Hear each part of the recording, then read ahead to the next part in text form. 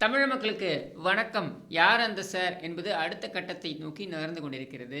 அதாவது நேற்று முன்தினம் பார்த்தோம்னாக்க நீதிமன்றத்தில் ஆஜர்படுத்தப்பட்டு நம்ம ஞானசேகரன், யார் நம்ம அன்பு தம்பி, யாருடைய அன்பு தம்பி, நம்ம அப்பாவுவின் அன்பு தம்பி, கழக உடன்பிறப்பு ஞானசேகரன் அந்த சைதாப்பேட்டை நீதிமன்றத்தில் ஆஜர்படுத்தப்பட்டு அப்பொழுது கைத்தாங்களாக அவனை காவல்துறையினர் கூட்டி வந்தாங்க.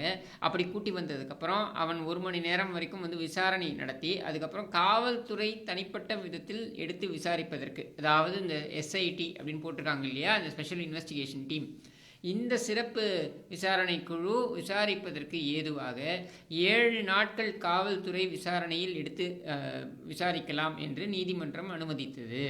இதன் அடிப்படையில் நேற்று முதல் காவல்துறை விசாரணைக்கு உட்படுத்தப்பட்ட ஞானசேகரன் இன்று காலை, அதாவது நேற்று இரவே சொல்லப்படுகிறது, அதாவது இன்று காலை தான் தகவல் வருது, ஆனால் நேற்று இரவே நடந்திருக்கிறது. என்னன்னா, அவருக்கு திடீர்னு வலிப்பு வந்துருச்சு. எப்படி அமலாக்கத்துறை கதவை தட்டியவுடன் செந்தில் பாலாஜிக்கு நெஞ்சு வலி வந்ததோ, அதுபோல் காவல்துறை விசாரணை என்று வந்தவுடனே ஞானசேகரனுக்கு வலிப்பு வந்துவிட்டது.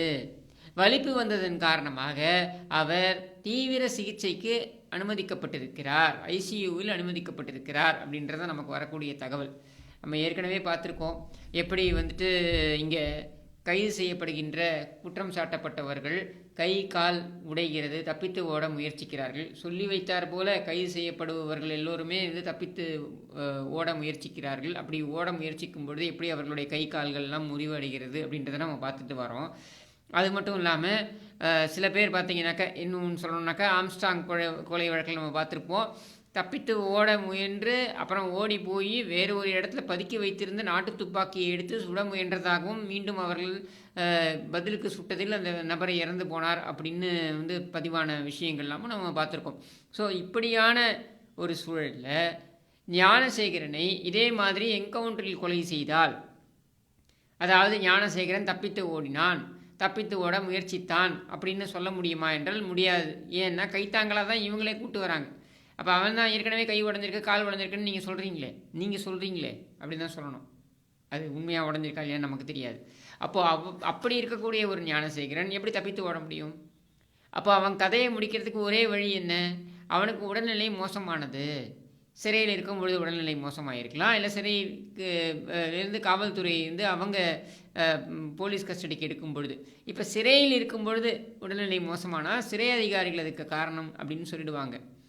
இப்போ காவல்துறையோட கஸ்டடியில் அது மோசமாகும் பொழுது இது சிறைத்துறையோடைய பிரச்சனை ஆகாது. அப்படின்றதுனால சிறைத்துறை எங்களுடைய வரம்புக்குள்ளே இதை நீங்கள் பண்ணாதீங்க, நீங்கள் வெளியில் என்ன வேணாலும் பண்ணிக்கோங்க அப்படின்னு சொல்லியிருக்கலாம்.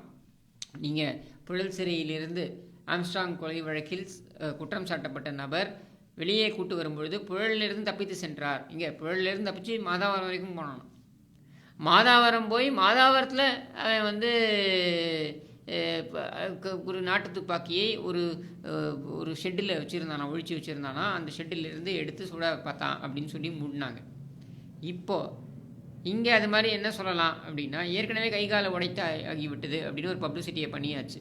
இப்போ திரும்பி அவனை என்கவுண்டரில் போடுறதுக்கு காரண காரியங்கள் கிடையாது அப்படின்னும் பொழுது, உடல்நிலை மோசம், அவனுக்கு வலிப்பு வந்து விட்டது இப்படின்னு சொல்லி அவன் கதையை முடிக்க பார்க்குறாங்களா அப்படின்றது நமக்கு தெரியாது. ஆனால் மொத்தத்தில் இதில் என்ன நம்ம புரிஞ்சிக்க முடியுது அப்படின்னா, இந்த சார் என்கிற நபர் யார்? இப்போ பார்த்தீங்கன்னா நிறைய சார்களை பற்றி தகவல் வந்து கொண்டே இருக்கிறது. திமுகவில் நிறைய சார்கள் இருக்கிறார்கள் அப்படின்னு தகவல் வந்து கொண்டே இருக்கிறது. அது நம்ம நிறைய பேச போகிறோன்னு வச்சுக்கோங்க. இன்னும் சொல்லணும்னாக்க திமுக அப்படின்றதை விட சார்முக அப்படின்னு பேர் மாற்றினா கூட கரெக்டாக இருக்கும். ஏன்னா சார்கள் முன்னேற்ற கழகமாகத்தான் இந்த திமுக இப்பொழுது இருக்கிறது என்கிற நிலையில் இங்கே இந்த சாரை மறைப்பதற்காக, அதாவது அப்பாவுன் அன்பு தம்பி, அன்பு சகோதரனான இந்த சாரை மறைப்பதற்காகத்தான் ஞானசேகரனின் கதை முடிக்கப்படுகிறதா அப்படின்ற சந்தேகம் மக்கள் மனதில் எழத் துவங்கிவிட்டது. கேள்விகள் நிறைய வருகிறது. நாம் இப்போவும் சொல்கிறோம், நீங்கள் சிபிஐ விசாரணைக்கு இதை உட்படுத்துங்க, பல தகவல்கள் இதில் வெளியில் வரும். ஒரு நபர் மட்டும் செய்திருக்க முடியும் என்று நம்புவதற்கு இல்லை.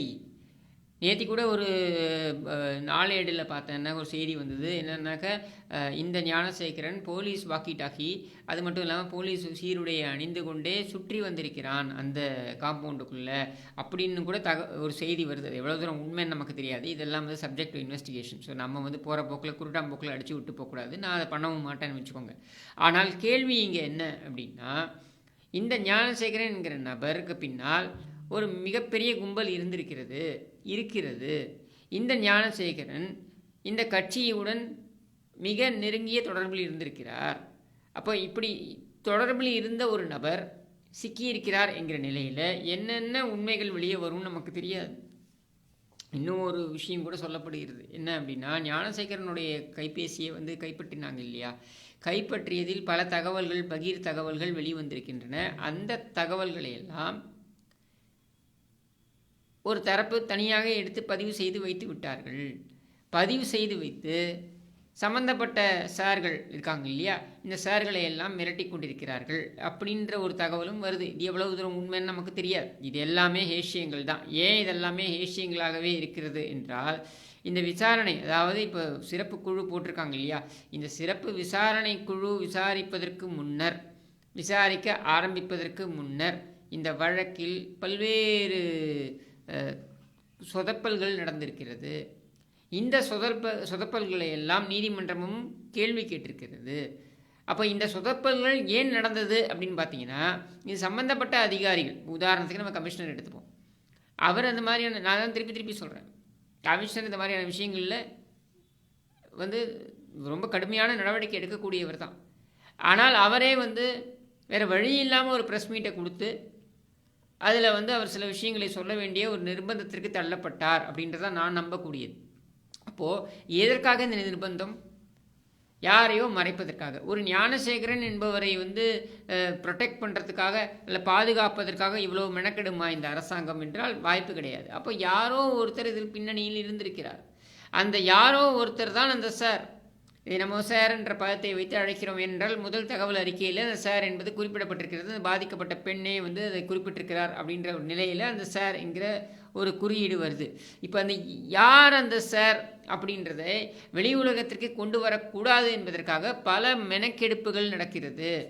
அதன் ஒரு படி தான் இந்த திடீர் வலிப்பு வந்து மருத்துவமனையில் அனுமதிக்கப்பட்டிருக்கிறது அப்படின்றது. இது எல்லாமே நீங்கள் பாருங்களேன், கோர்வையாக பொருத்தி பாருங்கள். திமுகவுடைய வழிமுறைகளில் ஒன்றா இருக்கும். அமலாக்கத்துறை வந்து செந்தில் பாலாஜியை பிடிக்குது. உடனே செந்தில் பாலாஜி பேண்ட்டில் ஒன்றுக்கு போகிறாரு. பேண்ட்டில் ஒன்றுக்கு போன உடனே அப்படியே தூக்கிட்டு போகிறாங்க. தூக்கிட்டு போய் வாகனத்தில் வைக்கிறாங்க. வாகனத்தில் வைத்தவுடன் ஐயோ அம்மானு கத்துறாரு, எல்லாம் பண்ணுறாரு. நம்ம ஐயோ கொள்கிறாங்களே அதே மாதிரி தான். ஐயோ கொள்கிறாங்களே மாதிரி ஐயோ அம்மான்னு கத்துறாரு. அப்புறம் பார்த்தீங்கன்னா அவர் வந்து இந்த நெஞ்சு வலி அப்படின்னு சொல்லி அவரை கொண்டு போய் முதல்ல அரசு மருத்துவமனையில் வைக்கிறாங்க. அங்கே வந்து முதலமைச்சர்லேருந்து அத்தனை பேரும் போய் பார்க்குறாங்க. ஏன்னா செந்தில் பாலாஜியோட விவகாரம் என்பது ஒரு பெண் சம்மந்தப்பட்ட, ஒரு பாலியல் சம்மந்தப்பட்ட விவகாரம் கிடையாது. அது வந்துட்டு ஒரு வேலை வாங்கி தருகிறேன் என்று சொல்லி ஏமாற்றிய விவகாரம். அதுவும் திமுகவே போராட்டம் நடத்திய விவகாரம். ஆனால் இது அப்படி இல்லை அப்படின்றதுனால முதலமைச்சர்லேருந்து எல்லாரும் வரல. அப்பாவு மட்டும் தம்பி, அன்பு தம்பி அப்படின்னு சொல்லி நிறுத்திக்கிட்டார். ஆனால் கேள்வி என்ன அப்படின்னா, அதே பேட்டர்ன் பாருங்கள். நீதிமன்றத்தில் போய் நிற்க வேண்டியது, நீதிமன்றத்தில் வந்து ரிமாண்டு பண்ணிட்டாங்க அப்படின்னா வேறு வழி இல்லாமல் நேராக மருத்துவமனையில் போய் அனுமதித்து கொள்ள வேண்டியது. மருத்துவமனையில் ரொம்ப சீரியஸ் அப்படின்ற ஒரு பிக்சரை கொடுக்க வேண்டியது. ஆனால் செந்தில் பாலாஜி அமைச்சர், அது மட்டும் இல்லாமல் இந்த குடும்பத்துக்கு கப்பம் கட்டி கொண்டிருக்கிறார் அப்படின்றதுனால அவருக்கு ஒரு அளவுகோலும், இந்த ஞானசேகரனுக்கு ஒரு அளவுகோலும் இங்கே கொண்டு வரப்படும் அப்படின்றத நம்ம வந்து மாற்றுக்கருத்து இருக்க முடியாது. அப்படி ஞானசேகரனுக்கு பார்க்கப்படுகின்ற அளவுகோல் என்னென்னா, நம்ம சாதிக் பாட்ஷா மாதிரியோ அண்ணாநகர் ரமேஷ் மாதிரியோ கதையை முடிக்க வேண்டும் அப்படின்னு ஒரு முயற்சி மேற்கொள்ளப்படலாம். அதன் ஒரு கட்டமாகத்தான் இப்போ ஐசியூவில் இருக்கார், அவருக்கு வலிப்பு வந்துருச்சு இப்படின்ற ஒரு செய்திகள் இப்பொழுது வெளியே வந்து கொண்டிருக்கின்றன. மொத்தத்தில் என்னென்னா, அந்த சார் என்பவர் வெளியே வரக்கூடாது, வெளியே தெரிந்துவிடக்கூடாது என்பதற்காக பல திரைமறைவு நாடகங்கள் அரங்கேறி கொண்டிருக்கின்றன. அந்த நாடகங்களில் ஒரு கட்டம்தான் இப்பொழுது இந்த வலிப்பும் இந்த திடீர் குபீர் மருத்துவமனை அனுமதிப்பும். அடுத்து நாளைக்கு என்ன நடக்கும்ன்றதை பார்ப்போம். நாளை வரையில் ஞானசேகரன் உயிருடன் இருப்பாரா அப்படின்றது நமக்கு தெரியாது. அப்படி இருப்பார் என்றால், இருந்தால் என்ன மாதிரியான வாக்குமூலத்தை அவர் கொடுத்திருக்கிறார் அப்படின்ற தகவல்கள் கண்டிப்பாக நமக்கு வந்து சேரும். அப்போது அதை பற்றி நம்ம நிறைய பேசுவோம் என்று கூறி விடைபெறுகிறேன். நன்றி, வணக்கம்.